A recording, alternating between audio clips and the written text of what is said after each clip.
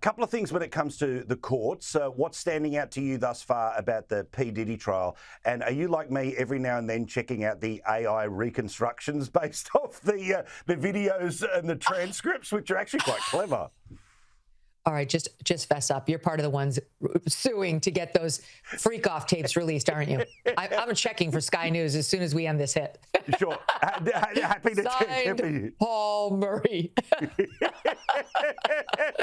Absolutely. No, I didn't know there was such a thing, but now I'm going to have to check it out. Although, let me tell you something freaky about my phone. Maybe you guys have this too.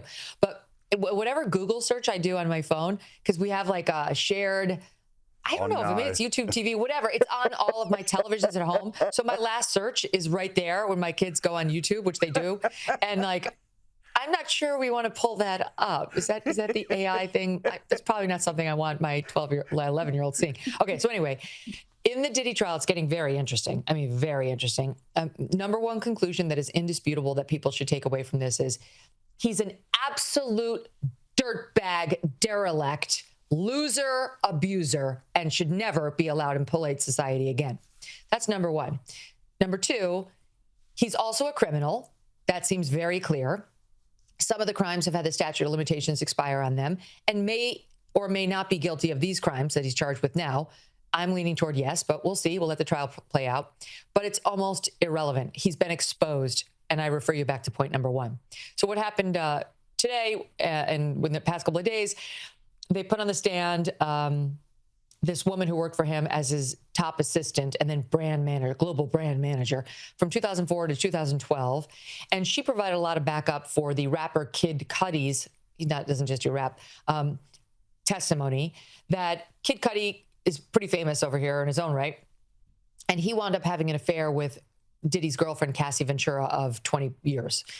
But he testified he did not know she was still with Diddy. He thought they were on a break, and he found out the hard way when Diddy blew up that they were not on a break and that he'd been lied to by Cassie. And when he testified, he blamed her for that. But he also was a little miffed that he believes Diddy broke into his home, unwrapped his Christmas gifts. It was around Christmas time before he could give them, locked his dog in a closet, and disconnected and moved his security cameras. He suspected it was Diddy. And then he suspected that Diddy shortly thereafter cut a huge hole in the top of his Porsche. There are pictures, and threw a Molotov cocktail in, completely ruining the Porsche. And now we had testimony from this assistant whose name is Capricorn. All I can think of is Billy Ray Valentine from Trading Places. Capricorn, Billy Ray Valentine, Capricorn. So Capricorn took the stand today, and she backed up that whole thing. She said she was home. Diddy came over to her house. He's like, get in the car.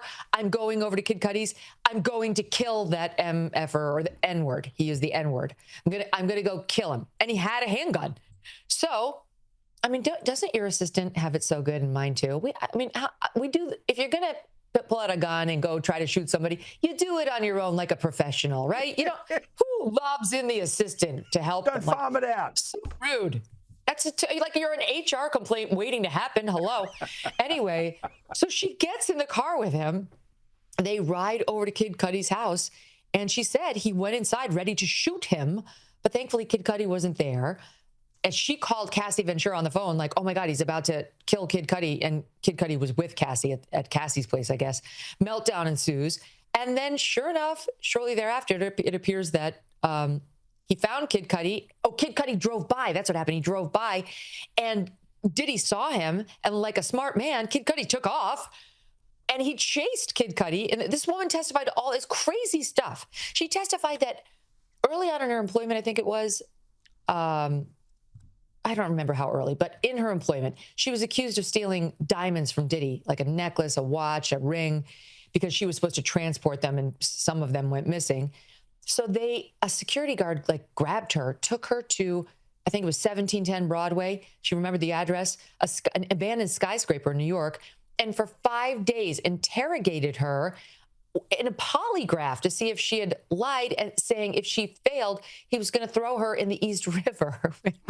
This is, again, we really need to sit down with him, because when you are upset with your assistant, you can say, is this job working out for you? I expect you to do better.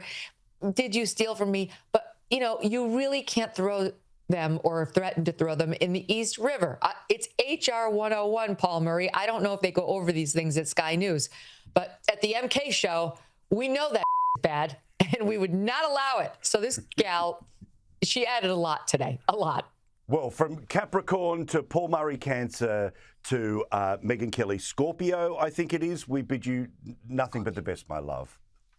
Thank you. Always a pleasure. Now I want to work out what's the Cancer. If the Scorpio dance is this, then what's the Cancer one? I'm supposed to just be a crab like this at the end? That's not as exciting. No, Cancer. I mean, it's not Scorpio. The best.